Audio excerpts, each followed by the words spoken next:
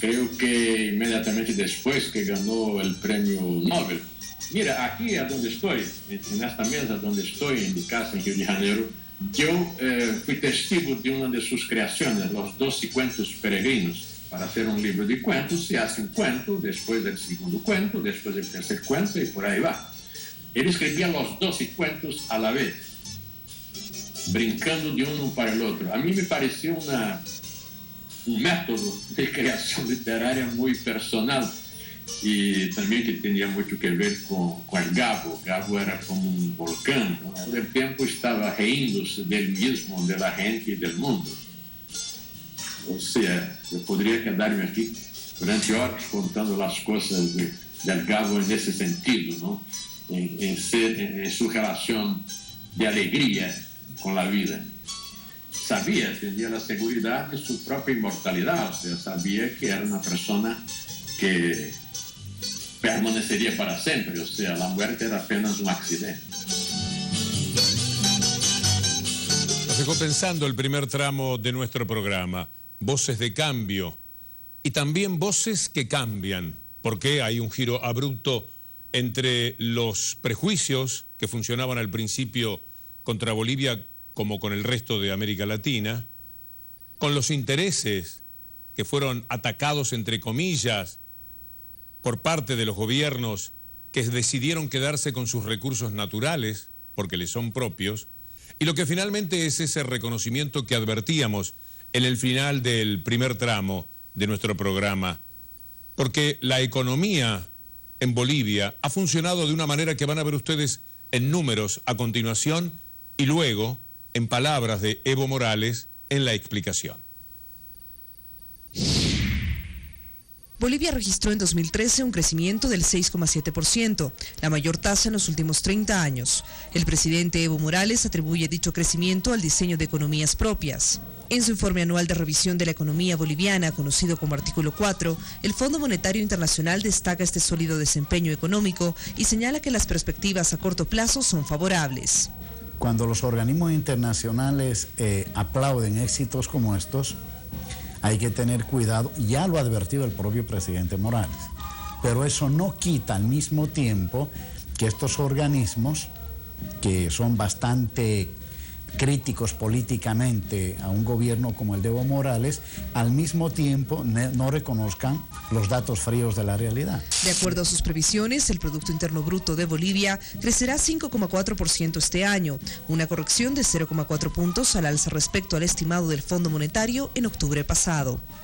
Bolivia viene manteniendo en los últimos años cifras de crecimiento por encima del 5%, lo que ha llegado a duplicar el desempeño de las grandes potencias de la región. Estos reconocimientos y logros fueron obtenidos gracias a la nacionalización de los recursos naturales y las políticas propias impulsadas por el gobierno encabezado por el presidente Evo Morales. De los hidrocarburos, del gas natural, que pasan a partir de este momento a manos del Estado boliviano. Se acabó el saqueo de los recursos naturales por parte de las empresas petroleras internacionales. Primero, que lo que se hizo es nacionalizar el gobierno.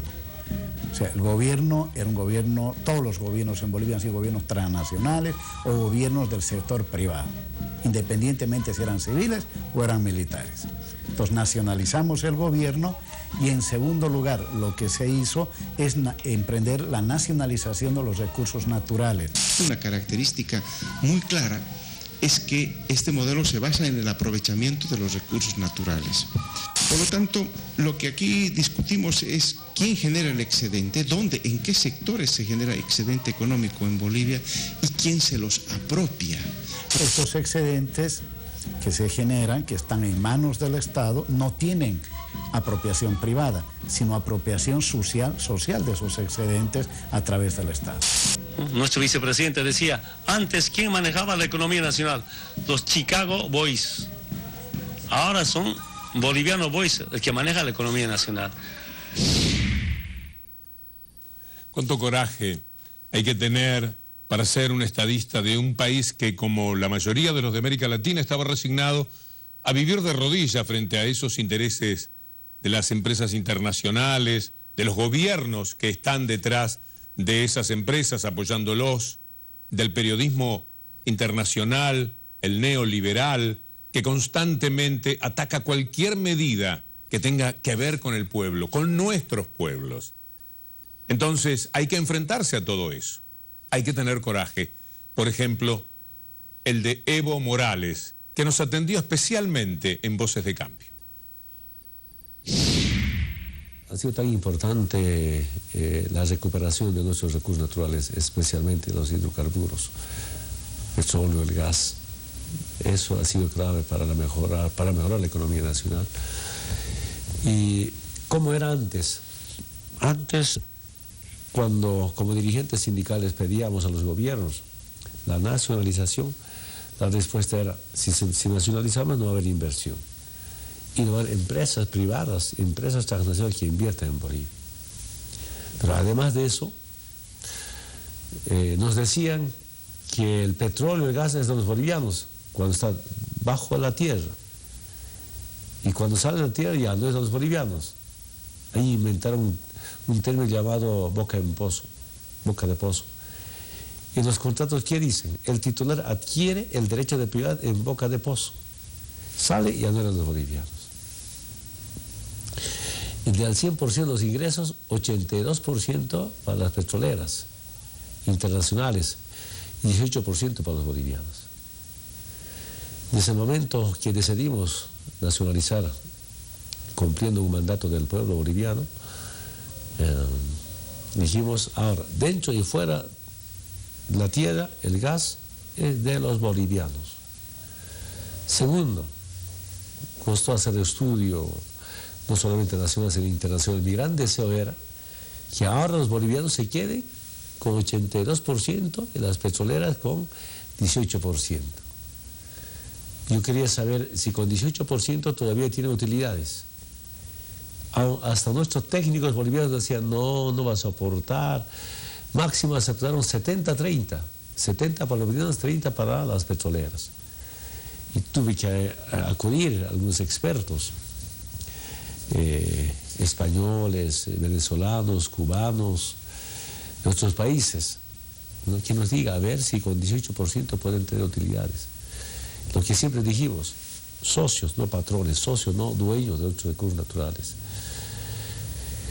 Después de semanas de estudio, los técnicos internacionales me dicen, presidente, con 18% tienen utilidades. Ya, deja a un lado los técnicos, al ministro de Hidrocarburos, que era Solís Rada, decidimos, ¿no?, que se nacionaliza, y ahora, si quieren ser socios, se quedan con 18%, ¿no? Entonces, se imagina, eso ha hecho cambiar la economía nacional, pero falsamente nos decían que no iba a haber inversión. El 2005, antes que sea presidente, ¿cuánto era la inversión? 200 millones de dólares programados. Para este año, 2014, ¿cuánto está programado? 3.026 millones de dólares. Falsamente nos decían que no va a haber inversión, por tanto no va a haber renta petrolera. ¿Cómo se lo llevaban esa plata? Y va a seguir mejorando. Esta mañana estaría en una reunión con el ministro de Economía para saber a esta altura cómo está la economía. Va a mejorar, no va a haber nuevos ingresos. Y la gran diferencia de lo antes la poca riqueza se privatizaba, se quedaba en la clase política, gobernante, en las oligarquías, en los gamonales. Ahora la riqueza se socializa, se democratiza, llega por transferencias a todos los municipios del país, porcentajes determinados por normas, las gobernaciones, con bonos y rentas, pero también con obras que directamente a veces llega el gobierno nacional a los distintos municipios de toda Bolivia. Antes, creo, el privado controlaba el Estado. ¿Y para qué el Estado entonces? Bueno, es el modelo neoliberal, casi se ha implementado en toda América Latina y el Caribe. Acá cambiamos eso. Pero lo más importante ha sido liberarnos políticamente de la Embajada de Estados Unidos para evitar el saqueo o robo a nuestros recursos naturales. Es muy emocionante escuchar a este hombre. Dan ganas de tener un himno de América y cantarlo en este momento, porque uno siente un grito de libertad, de soberanía, se siente representado en esa manera de hacer su gobierno, de hacer su pueblo de Evo Morales. Entre el 82% que tenían los privados y el 18% del Estado, al cambiar esos números,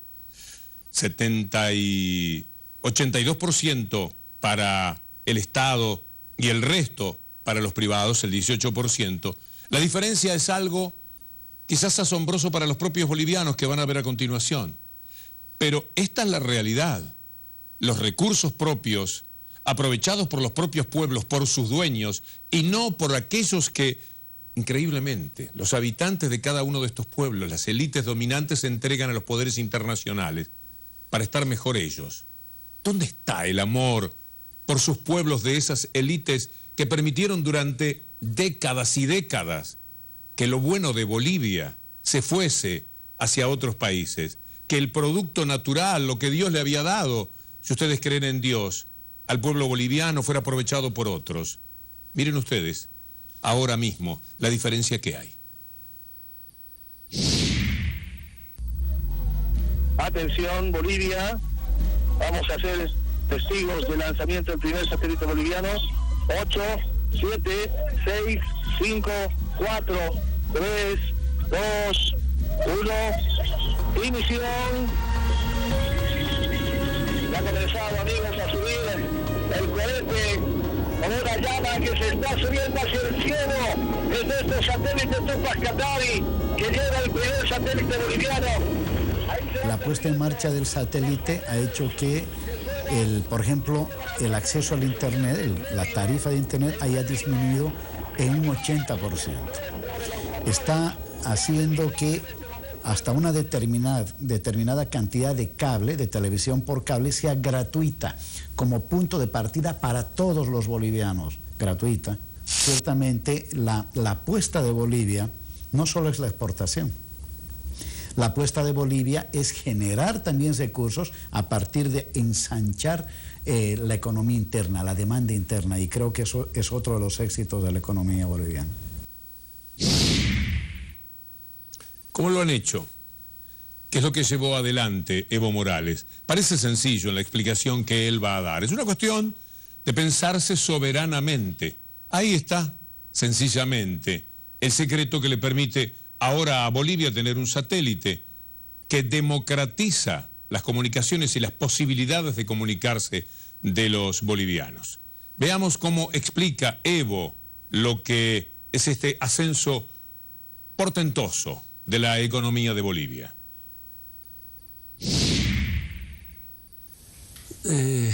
Decirle con mucha sinceridad, no estaba en nuestros cálculos. Yo por lo menos me acuerdo, debe estar en los registros, en los archivos. Necesitamos 2 o 3 años para acabar con un Estado mendigo, ¿no? Eso decía en las primeras intervenciones del presidente. Pero a partir del 1 de mayo del 2006, que nacionalizamos los hidrocarburos, a septiembre, octubre, diciembre, totalmente ha cambiado la economía. Ya no me presté plata para pagar sueldos ni para aguinaldos. Sobró plata más bien. Y con Álvaro, vicepresidente, nos hemos sorprendido. ¿En qué gastaron esta plata? Hay que crear un bono. Los niños, bono Juancito Pinto. Ahí viene el bono Juancito Pinto. Pero solo quiero decirle 2 cosas, ¿no?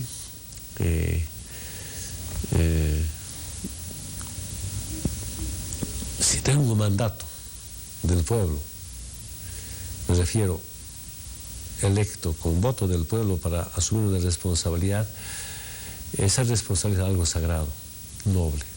Por supuesto, no todos tienen ese mandato, esa oportunidad de prestar servicio.